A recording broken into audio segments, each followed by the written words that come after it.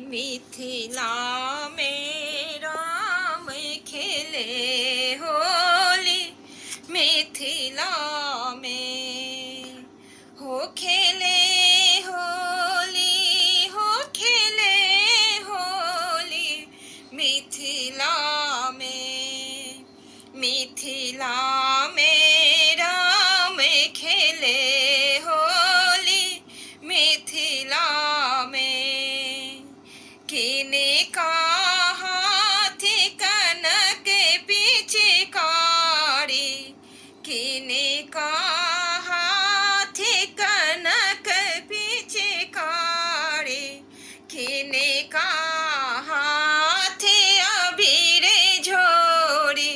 मिथिला में हो किने का हाथ अबीर झोली।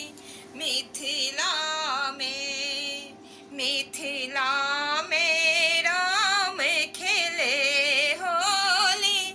मिथिला में राम जी के हाथ कनक पिचकारी, राम जी के हाथ कनक पिचकारी, सीता के हाथ अबीर झोली।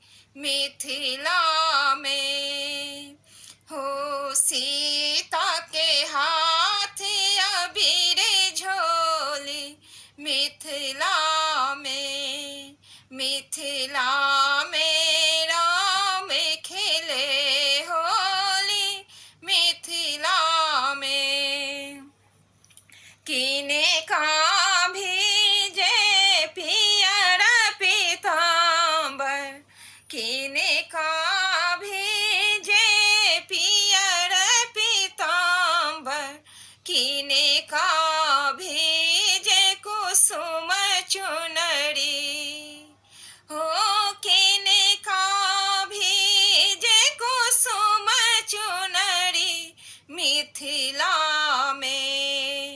मिथिला में राम खेले होली।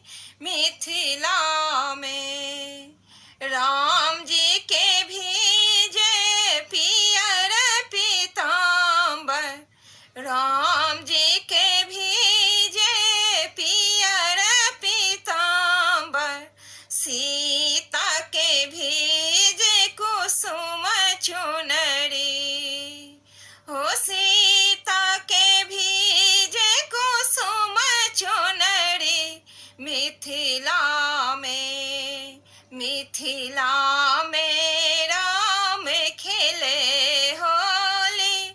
मिथिला में हो मिथिला में राम खेले होली।